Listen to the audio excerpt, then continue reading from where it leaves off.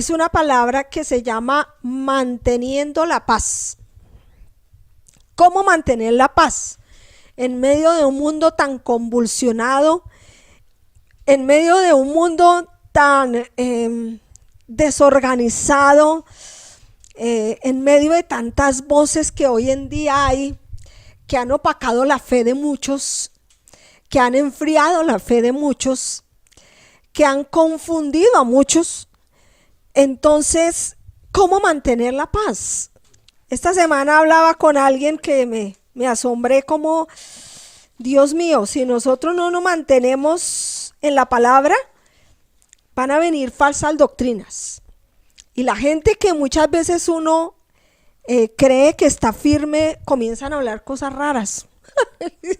Y esta semana me pasó algo así. Una persona que yo consideraba firme, consideraba estable en la palabra, y comenzó a hablarme unas cosas que yo me quedé como, ¿qué me estás diciendo, por Dios?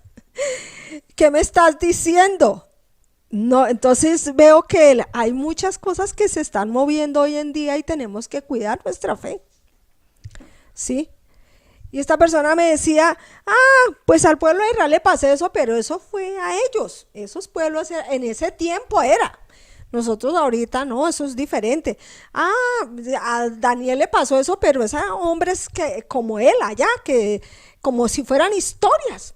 Yo me quedé mirando y yo dije, no, tú no sabes que es que el Antiguo Testamento es una sombra del Nuevo. Le dije, toda la Biblia es inspirada por Dios. Yo no puedo decir, no, en el Nuevo Testamento Dios no habló del foso de los leones, Dios no habló de eso, entonces por lo tanto yo no lo tengo en cuenta, ¿sí? No, absolutamente no. Yo no acepto esa confusión que hay hoy en día. Muchas cosas que se están moviendo, mucho engaño.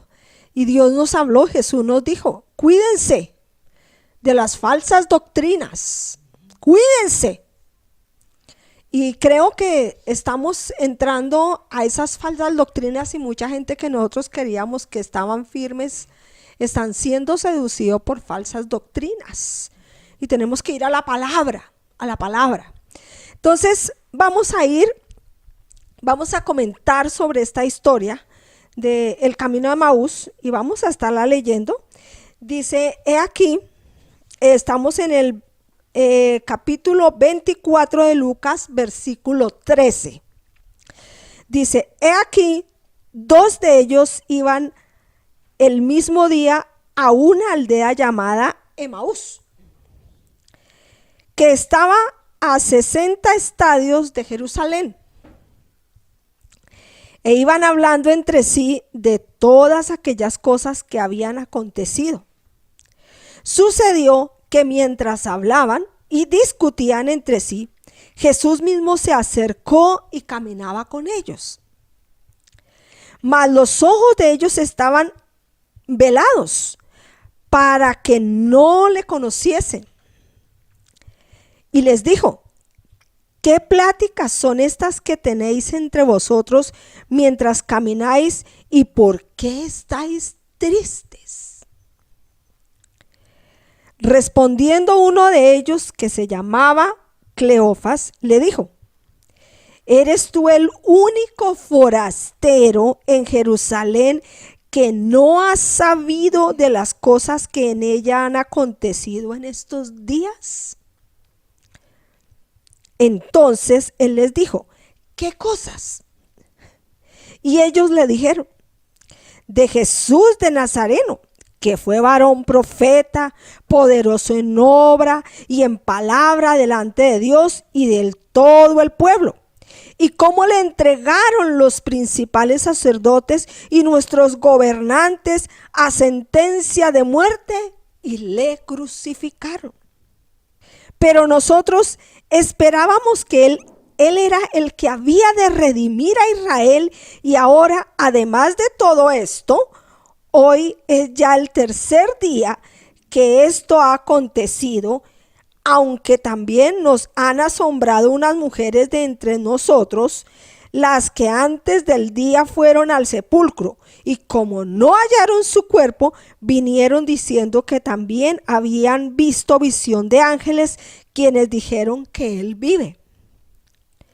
Y fueron algunos de los nuestros al sepulcro y hallaron así como las mujeres habían dicho, pero a él no lo vieron. Entonces él les dijo: oh insensatos y tardos de corazón para creer todo lo que los profetas han dicho. ¿No era necesario que el Cristo padeciese estas cosas y que entrara en su gloria? Y comenzando desde Moisés y siguiendo por todos los profetas, les declaraba en todas las escrituras lo que de él decían. Llegaron a la aldea donde iban y él hizo como que iba más lejos. Mas ellos le obligaron a quedarse diciendo: quédate con nosotros, porque se hace tarde y el día ya ha declinado. Entró pues a quedarse con ellos. Y aconteció que estando sentado con ellos a la mesa, tomó el pan, lo bendijo y lo partió y les dio. Entonces les fueron abiertos los ojos y le reconocieron, mas él se desapareció de su vista. Y se decía el uno al otro: ¿no ardía nuestro corazón en nosotros mientras él nos hablaba en el camino y cuando nos abría las escrituras? Y levantándose en la misma hora, volvieron a Jerusalén y hallaron a los 11 reunidos y a los que estaban con ellos. ¿Qué decían? Que decían: ha resucitado el Señor, verdaderamente ya ha aparecido a Simón. Entonces ellos contaban las cosas que les habían acontecido en el camino y cómo le habían reconocido al partir el pan. Qué historia tan hermosa. Qué momento tan hermoso. Miremos lo primero que quiero mirar era que eran 2 seguidores de Jesús, no eran parte de los discípulos, ¿sí? No eran parte del grupo exclusivo de los 12 que tenía el Señor, pero eran discípulos de Jesús. De pronto eran más lejanos, de pronto eran de aquellos que iban en la multitud, pero tenían y conocían a Jesús, ¿no? ¿Qué pasó con ellos? Ellos tuvieron una decepción muy fuerte, que fue cuando supieron que Jesús había muerto. Toda esa crisis en que entraron los discípulos más cercanos, Pedro, cada uno de ellos en esa crisis tan fuerte que entraron, porque ellos no pudieron entender por qué el Cristo había sido crucificado, por qué había muerto de esa manera. Ellos nunca entendieron, ellos pensaron que él venía a hacer algo político y que ellos iban digamos como a reinar juntamente con Jesús, y que bueno, ellos pensaron un camino totalmente diferente a lo que Dios había establecido, y terminan allí viendo a Jesús en una cruz, cómo lo mataron, cómo lo torturaron, cómo terminó él en un sepulcro. Y ahí fue como si se hubieran acabado las ilusiones de ellos. Bueno, aquí yo no entiendo qué pasó. Y cuántas veces en nuestra vida pasa lo mismo, ¿no? Es lo que el Señor ha hablado a mi corazón. ¿Cuántas veces pasa lo mismo? Nosotros tenemos unos planes, nosotros tenemos unos proyectos, nosotros tenemos unos sueños, nosotros queremos hacer, y de pronto en medio de la vida los tropiezos, las circunstancias, los errores, muchas cosas nos cambian la historia y entramos en esa crisis existencial. Entramos en ese momento que no es tan fácil, y entonces entramos en crisis donde decimos: ¿qué pasó? ¿Qué sucedió? Todo lo que yo tenía se derrumbó, se murió, se acabó, ya no hay nada, ¿sí? Porque eso fue lo que vivió el pueblo, los discípulos, todos en ese pueblo que seguía a Jesús. Ya no hay nada, ya no está Él, ¿sí? Ya Él dejó de existir. Y ustedes saben que la muerte es como cuando tú dejas de ver a alguien que estaba contigo y ya no va a estar más.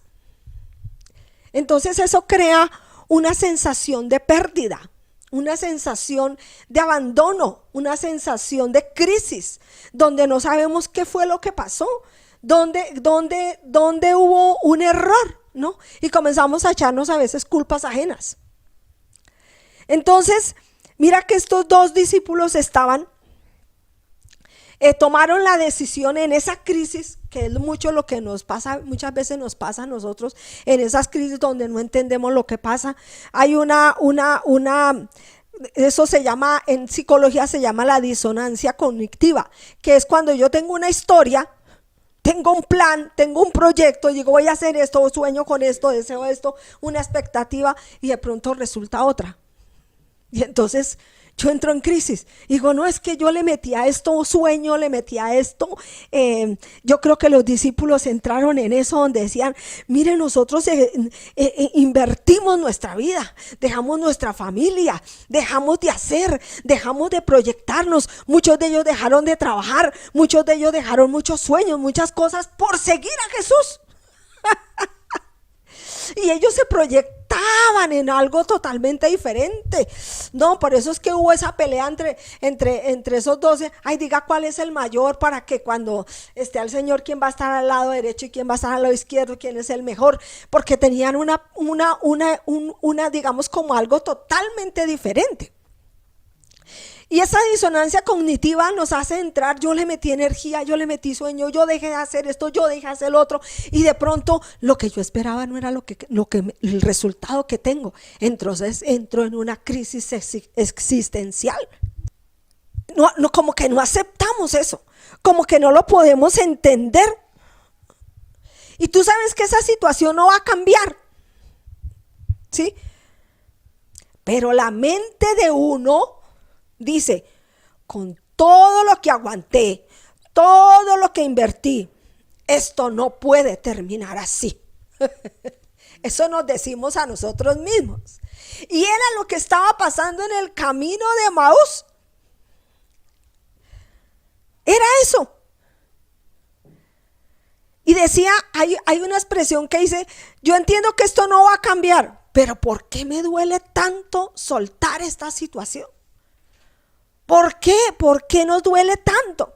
Y a veces la crisis es tan fuerte que la persona abandona.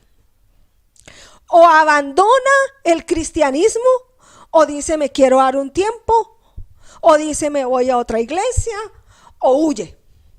Esas son maneras de huir de una realidad que está pasando dentro de ellas mismas. Tendemos a huir, a salir. No, me quiero morir, no quiero, por eso se llega al suicidio, por eso se llega a abandonar la esposa, el esposo, los hijos, por eso terminamos abandonando el trabajo, por eso abandonamos nuestros sueños, por eso nos sentimos fracasados. Y estos dos discípulos del camino a Emaús, eso fue lo que hicieron, huir. Aquí ya no hay nada en Jerusalén. Aquí ya no hay nada, ya lo que teníamos, los sueños, se les olvidó lo que Jesús les dijo, que se quedaran en Jerusalén y que estuvieran ahí hasta que viniera el derramamiento del Espíritu Santo. Ellos dijeron, no, nosotros nos queremos ir, queremos huir de esta situación porque no entendemos aquí. Me imagino todo el alboroto que había en Jerusalén por la muerte de Jesús.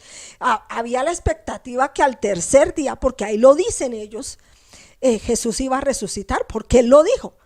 Pero, sin embargo, esa expectativa como que no iba mucho con la realidad de ellos, ¿sí? Como que uno dice, ay, pues sí, ahí la palabra dice eso, pero realmente pues que yo tenga esa expectativa, no la tengo yo. A mí se me murió esa expectativa, ¿sí? Me murió ese anhelo, ese deseo, esa pasión, ese amor por la obra, se me murió. Entonces, pues ahí de ladito, ahí de ladito voy, ay, por lo menos no voy. Pero resulta que hay caminos paralelos. ¿Qué es un camino paralelo? Que tú vas, yo voy acá, tú vas acá, yo voy acá, pero sin darnos cuenta, esos caminos terminan uno yendo para la izquierda y otro para la derecha, termino yo perdida. Y ahí es donde está el peligro. Estos discípulos dice que iban haciendo. Hablaban entre sí de todas aquellas cosas que habían acontecido. Mientras hablaban y discutían entre sí, lo primero que estaban haciendo era discutiendo sobre el tema. Pero ¿cómo es que Jesús? Pero acuérdate que tal cosa. No, pero es que estaban discutiendo, ¿sí? Dice la palabra del Señor. Se lamentaban, hablando, discutiendo, estaban inconformes, se sentían tristes, ¿sí? ¿Discutir qué es? Discutir es alegar razones contra el parecer de alguien. Eso era lo que estaban haciendo. Cada uno daba su razón. No, yo creo que esto no, pero mire qué tal. Era lo que estaban hablando sobre el asunto de Jerusalén, sobre la muerte de Jesús, cómo sucedió, cómo lo maltrataron, cómo lo clavaron, cómo pasó eso. Pero ¿qué sucedió? Venían en una discusión.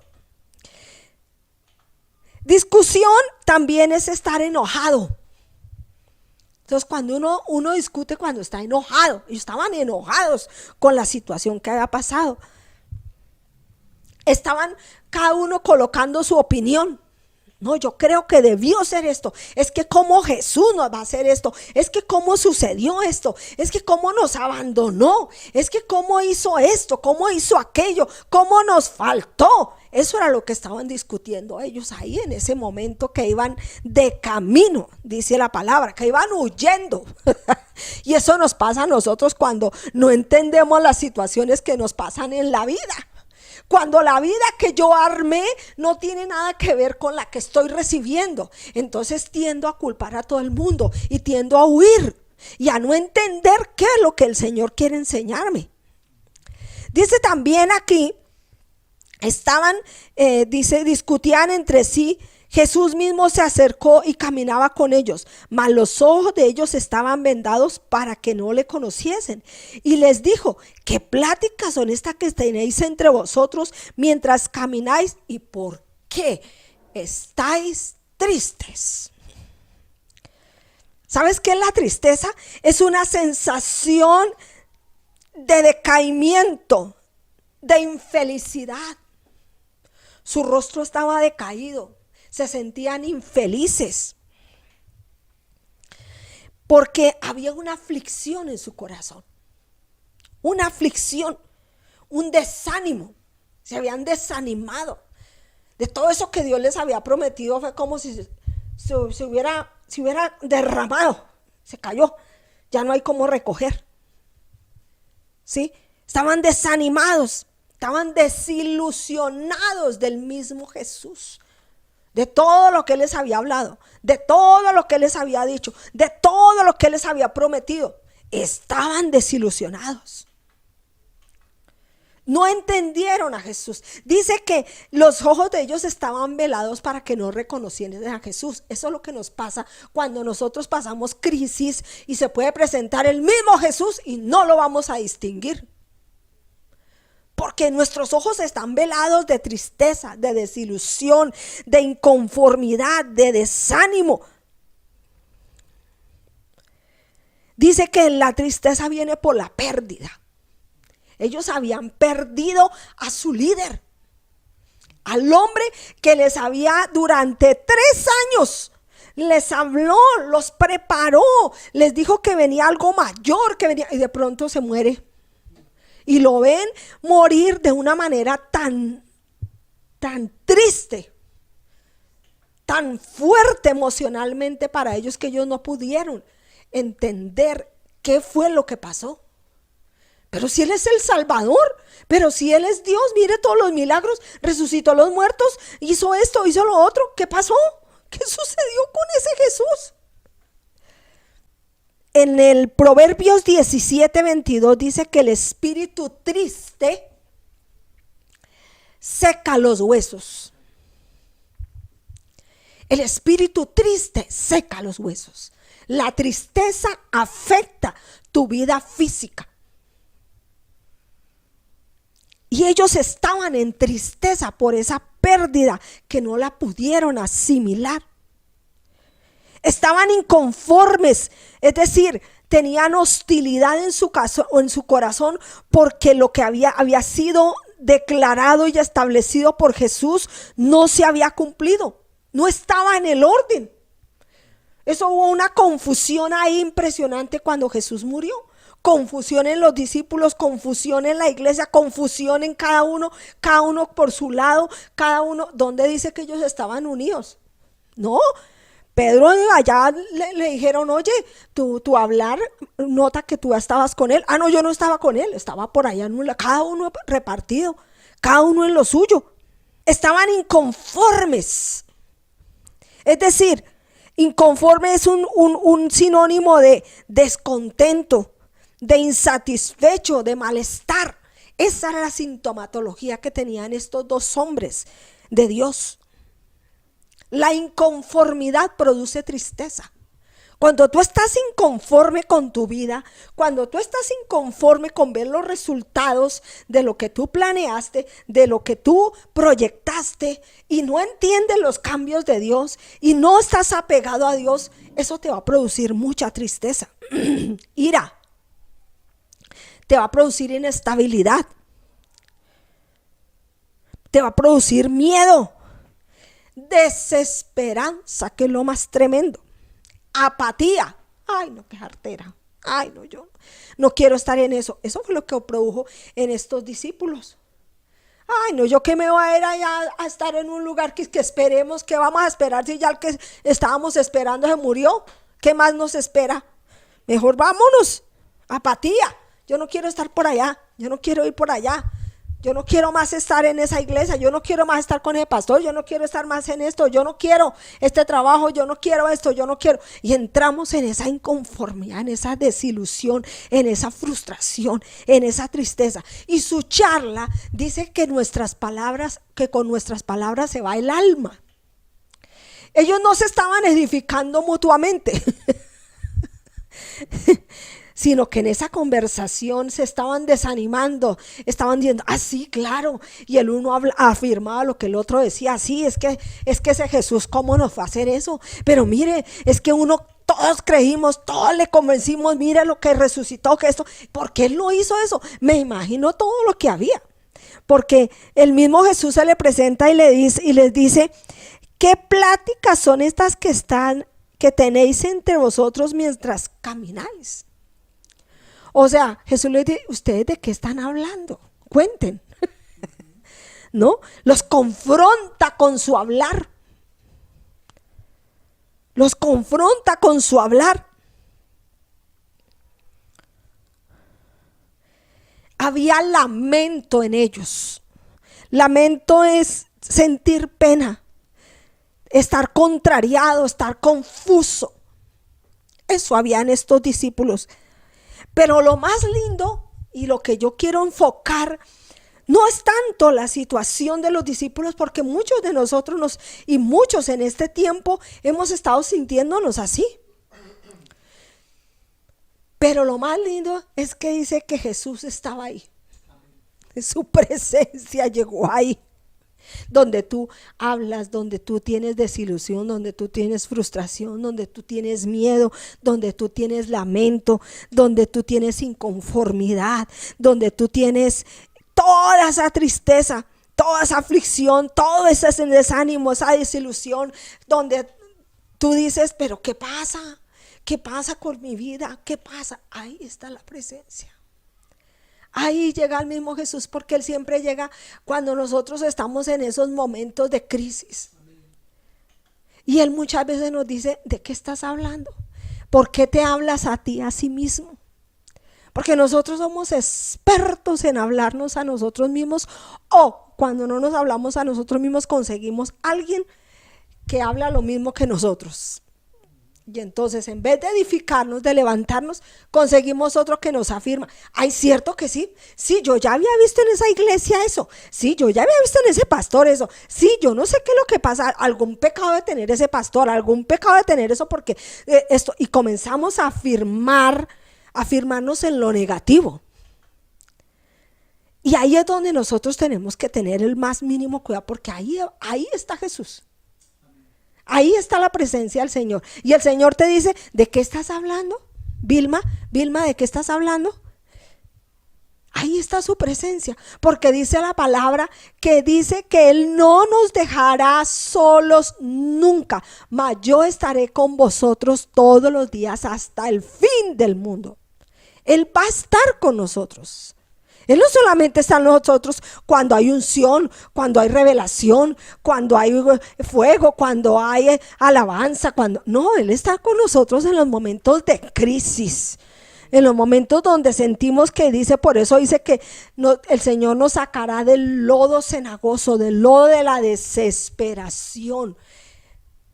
Aunque ande en valle de sombra de muerte, no temerá mi corazón, porque tú estarás conmigo. Ahí en esos momentos de crisis, de muerte, de pérdida, de angustia, donde las historias que nos hicimos no tienen nada que ver con lo que estamos recibiendo hoy, ahí está la presencia. Ahí está la presencia. Entonces, Jesús estaba ahí en esos momentos de confusión, de tristeza. Este camino que tomaron de huir, que es el camino que muchos tomamos, porque todos lo hemos hecho. Cada vez que nosotros querramos huir de algo, para y di por qué yo quiero huir. ¿Por qué yo quiero huir de esta situación? Más bien yo debo decir qué es lo que me quiere enseñar el Señor. ¿Qué es lo que me quiere formar el Señor? Porque siempre, escúchame, hijo de Dios o hija de Dios, siempre habrá una salida para nuestras crisis. Siempre Dios las tiene. Él es bueno. En este camino nos aleja de la presencia del Señor. Este camino no nos deja ver lo que muchas veces en medio de la confusión hay que ver. En medio de la dificultad hay que ver. Este camino, digamos, como estas situaciones nos hacen perder la visión. Nos confunde tanto que nos hace perder la visión. Si antes estábamos apasionados, ahora no. Entonces ya me siento desanimado, ya no quiero orar, ya no quiero ayunar, ya que jartera, que la palabra, que la reunión, que conectarme, que ir a la iglesia. Yo como que estoy con el Señor, pero, ay no, todo eso ya me parece muy harto. Hay una palabra que dice, este pueblo me honra con su boca, pero su corazón está lejos, su corazón está lejos. Mira que aunque estaban ahí hablando y se les presentó el Señor y les dice todo, ellos no lo reconocieron. No lo reconocieron. En Isaías 40:31 dice la palabra, pero los que esperan a Jehová tendrán nuevas fuerzas. Levantarán alas como las águilas, correrán y no se cansarán, caminarán y no se fatigarán. Lo que esperan en Jehová. Por eso es que esperar para el ser humano le es tan difícil. Es una de las cosas muy difíciles para nosotros, esperar. Nosotros tendemos a buscar caminos, a buscar opciones, a buscar salidas, en desesperación. Y nos cuesta esperar lo que Dios tiene para nosotros. En esa desesperanza, en esa tristeza, en esa desilusión, en esa inconformidad, en ese enojo, ahí está su presencia. Y en el versículo 29 dice la palabra del Señor, que dice acá: mas ellos llegaron a la aldea a donde iban, y él hizo como que iba más lejos. Mas ellos le obligaron a quedarse, diciendo: quédate con nosotros, porque se hace tarde y el día ya ha declinado. Entró pues a quedarse con ellos. Quédate con nosotros. Era como un deseo de ellos, de que él, tal vez como yo pienso que el ser humano se sintieron como oídos, como que entendidos, como amados, ¿no? Que él los estaba escuchando. Y Jesús les estaba dando una palabra donde estaba infundiendo fe, donde estaba levantando esa fe y diciéndole: no, mira, aquí las escrituras dicen esto, aquí las escrituras decían esto de Jesús, como diciéndole: no, él no les mintió, él lo dijo y él lo va a hacer. Y él comenzó a infundir fe, a infundir aliento nuevo, y eso fue definitivo para ellos. Entonces dice la palabra que dicen ellos: quédate con nosotros, quédate con nosotros. Es decir, Jesús les estaba devolviendo la visión. Los estaba apasionando otra vez, los estaba llenando de fuego otra vez, los estaba alentando otra vez. Y ese es mi deseo con esta palabra para mi vida. La Biblia, la palabra de Dios, tiene la capacidad de levantarte, de volverte a animar. El mundo no te va a animar, olvídate. Hay relaciones de amigos que no te van a ayudar, olvídate. Lo único que a mí me va a infundir y me va a volver la visión es mi relación con la presencia del Señor. Él va nuevamente a decirme: no, debes seguir.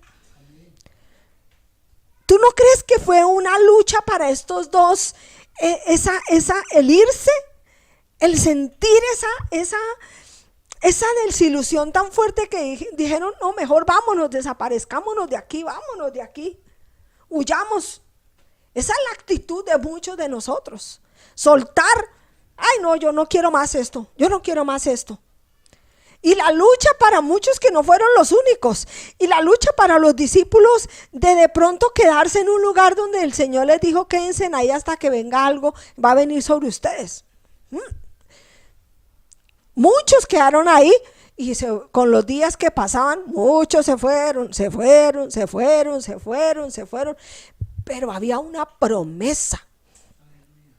Y cuando vino esa promesa, yo creo que muchos de los que se fueron dijeron: ay, yo sí estaba ahí, pero no me fui. Es que embarrada. Y muchas veces nos perdemos las mejores bendiciones cuando nosotros nos movemos de los sitios donde Dios nos ha dicho: quédate ahí. Quédate ahí. No importa lo que tus ojos vean. No importa lo que tu situación esté pasando, mírame a mí, yo estoy contigo, mírame. Y comienza la palabra a fluir y a dar vida y a traer avivamiento, a traer fuego. Tú no puedes permitir que las circunstancias te confundan, te desanimen. Es muy fácil que eso nos desanime. Y más en este mundo que está en tanta confusión, en tanto cambio. Pero hay una palabra. La palabra se llama manteniendo la paz. Qué difícil es mantener la paz en un mundo tan convulsionado, tan difícil, donde están pasando tantas cosas, donde la misma iglesia de Cristo está siendo sacudida. Está siendo un colador ahí para muchos, un colador. Y muchos se están yendo, muchos. Están siendo llevados por doctrinas. Otros se fueron para el mundo. Otros dicen: ay, no, déjenme aquí. Ay, yo no quiero ni asistir allá ni asistir acá. Déjenme aquí solita, que yo aquí solita. Yo mejor quiero darme un tiempo, como muchos nos han dicho. Queremos darnos un tiempo. Yo le digo: ay, Dios mío, usted no sabe lo que está diciendo. El diablo sí está escuchando eso. Nosotros no podemos, no somos gente de darnos tiempo, porque ahí está las vírgenes que se dieron su tiempo. Eso él se va a demorar, eso quién sabe, al fin y al cabo quién sabe si llegue, si eso será cierto o no será cierto. Ay, no quedémonos acá, démonos nuestro tiempo, dediquémonos a nosotros, hagamos esto. Tú no sabes cómo el diablo te va a enredar y te va a volver y tú ni siquiera te vas a dar cuenta. Mira que ellos ni siquiera se estaban dando cuenta lo que estaba pasando en sus propias vidas. Gente que vio a Jesús, que lo vio hacer milagros. Llegó a un punto de crisis donde prefirieron huir. Ay, no, yo no quiero saber más de esto. Pero Jesús tan misericordioso, su presencia tan amorosa, tan tierna, y se atraviesa en el camino de ellos. Y los vuelve. Pero fue una decisión de ellos, por medio de la palabra. Por medio de la palabra, los comenzó a levantar y le comenzó a decir, dice que desde Moisés comenzó a hablarle, mira, esto era lo que iba a suceder, esto fue lo que dice la palabra que iba a pasar. ¿Sí? Eso fue. Mantén la paz en medio de toda esta tormenta. Juan 14:27 dice, la paz les dejo, mi paz les doy. La paz que sobrepasa todo entendimiento sea sobre cada uno de nosotros. Esa paz que el mundo no entiende, no es capaz de captar. Esa paz es la única que nos sostiene. De que Él está ahí, de que Él no me va a avergonzar, de que Él tiene la salida, de que Él va a hacer la obra. ¿Sí? Él la va a hacer. Dios la va a hacer. Dios va a hacer esa obra en cada uno de nosotros. Isaías 48, 17 y 18 dice la palabra del Señor. Así ha dicho Jehová, Redentor tuyo, el Santo de Israel. Yo soy Jehová tu Dios, que te enseña provechosamente, que te encamina por el camino que debes seguir. Oh, si hubieras atendido a mis mandamientos, fuera entonces tu paz. Escucha. Oh, si hubieras atendido a mis mandamientos, entonces tu paz sería como un río y tu justicia como las ondas del mar. Cuando uno está enfocado en la palabra, uno va a tener paz en medio de la tormenta. Porque uno sabe en quién ha creído. ¿Por qué ellos entraron en crisis? Porque ellos se desesperaron. No, se les presentó fue tanta la crisis que ellos dijeron no, la paz se les fue la paz. No es fácil mantener la paz, no es fácil mantenerse en paz. Juan 16:33 dice también la palabra del Señor.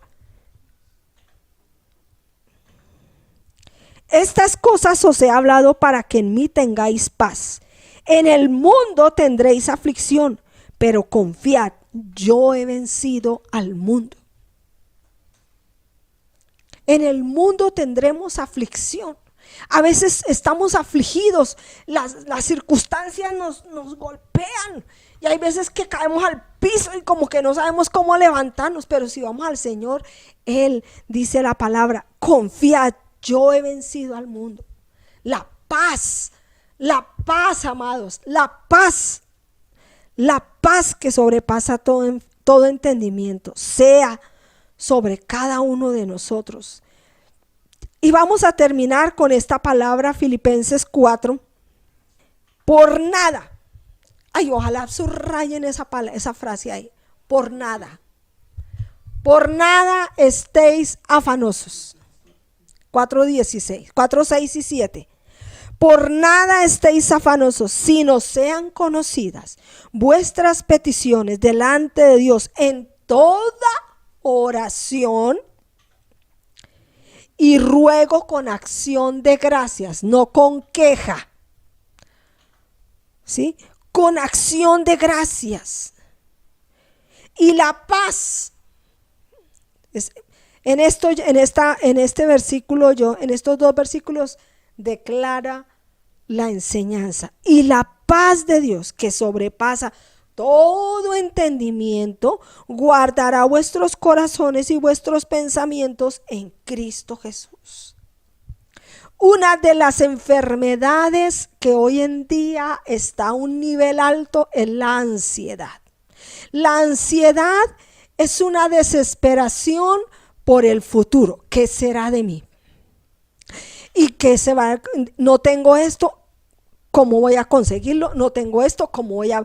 Y todo el tiempo están en ansiedad por el dinero, por el desarrollarse personalmente, por los sueños que tiene, por los anhelos que tiene. Todo es el futuro, el futuro, el futuro, el futuro, el futuro. Y eso se vuelve un río impresionante de desesperanza, de desasosiego, que les quita la paz, que roba la paz.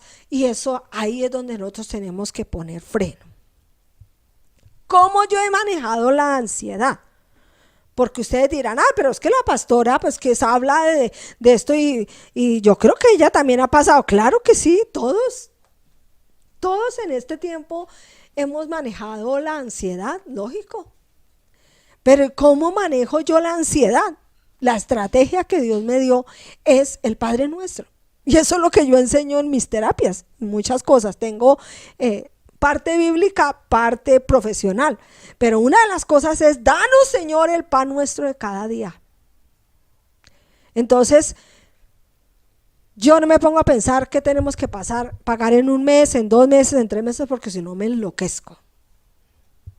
Yo tomé la determinación de no cargarme con eso, porque esa no es mi carga. Esa es la carga de Dios, porque Él dice que Él es mi proveedor. Yo cumplo con diezmar, ofrendar y trabajar en la obra del Señor. El resto lo hace Él.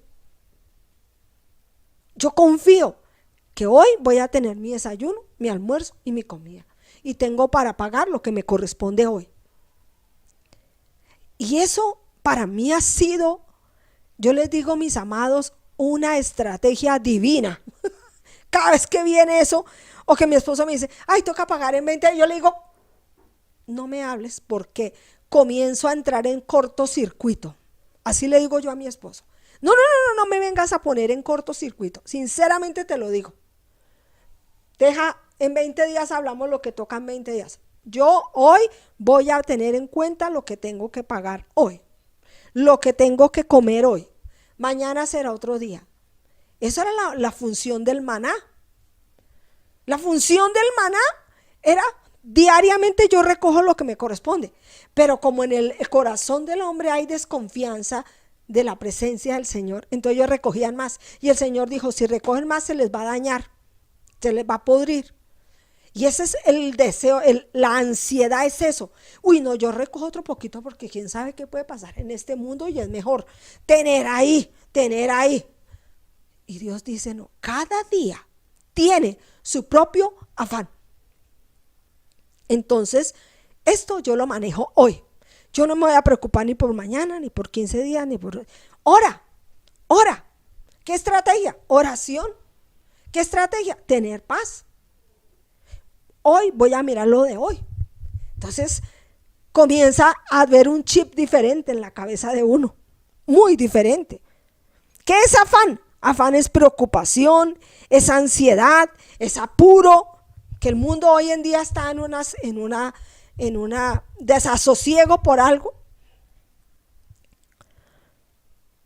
Tengo una paciente que tiene 18 años.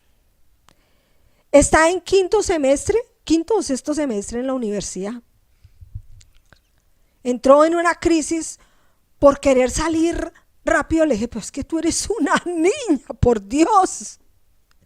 Sí, pero es que mis demás compañeros ya terminaron carrera, ya están haciendo un posgrado, posgrado.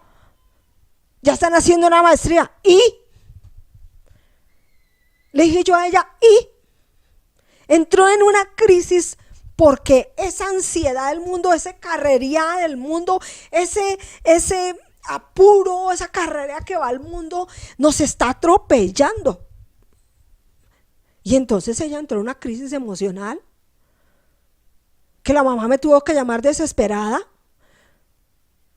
y estoy trabajando con ella, y le decía yo, y entonces ahorita entró en una calma, y le dije, muy bien, tú tienes 18 años, por Dios, eres una niña, no has disfrutado todos estos años estando en la universidad porque quieres terminar. ¿Cuál es el afán?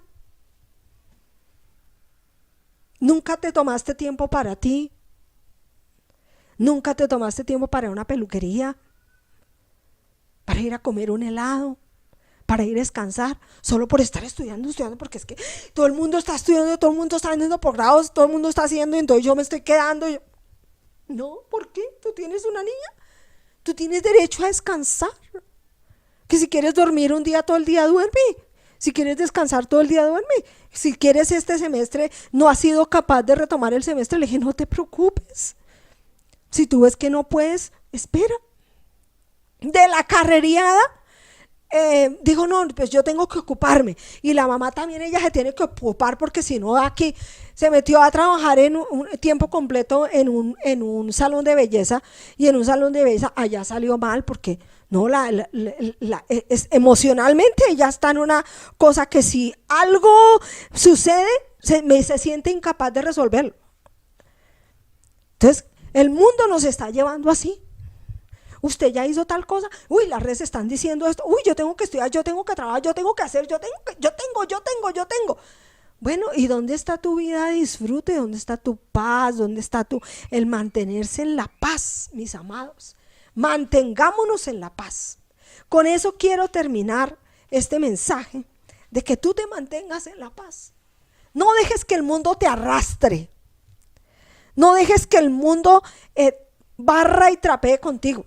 No, tú tienes una capacidad, una identidad donde podemos decir, no, yo me voy a mantener en la paz de Dios, me voy a mantener en la tranquilidad. ¿Sí? Mantener la paz no quiere decir que me voy a acostar a dormir y no voy a, que hagan lo que quieran, pereza, no. Procrastinación, como dicen esto, no. Pero habla de moverme, pero con la paz, con la tranquilidad de que Dios tiene el control de todas las cosas, Así es de que quiero que oremos un momento y vamos a terminar este tiempo. Padre, gracias por esta palabra donde tú estás hablando primeramente a mi corazón. Mantenerme en la paz, en que todo estará bien, Señor, en que todo estará bien. Abraham se mantuvo en la paz cuando fue a entregar a su hijo Isaac, sabiendo que era una bendición que tú le habías dado, que era su hijo que tú le habías entregado. Sin embargo, él se mantuvo en la paz en medio de esa crisis. Y yo hoy, Señor, pongo en tus manos toda ansiedad, todo lo que yo estoy preocupado, afanado, turbado, enojado, toda que me siento como que tengo pérdidas más que ganancias, las pongo delante de ti, Señor. Y te pido que me des paz, que yo me pueda mover en tranquilidad, en seguridad de que tú estás como te presentaste a los discípulos, que ellos cuando tú te presentaste y se desapareció, ellos, la revelación, la visión volvió y dijo, es Jesús, mira cómo partió el pan, mira cómo nuestro corazón ardía cuando Él nos hablaba. Y entonces tomaron la decisión de volver. Qué lindo, la decisión de volver y decir, no, yo no he perdido nada, yo voy a volver, retomo lo que tenía en una mayor pasión. Y dice que llegaron allí a Jerusalén, donde estaban esperando el derramamiento del Espíritu Santo, y ellos fueron investidos con el poder del Espíritu Santo. Si ellos se hubieran quedado en ese desánimo, se hubieran perdido esa gran bendición. Entonces dejemos que sea el Espíritu el que nos guíe cada día, que nos tome y nos vuelva a hacer sentir esa pasión, ese amor, esa entrega por el Señor, ese primer amor. Yo bendigo, Señor, a cada uno en el nombre de Jesús de Nazaret. Amén y amén. Mis amados de YouTube, espero que reciban esta bendición de parte del Señor y que la compartan a otros. Bendiciones.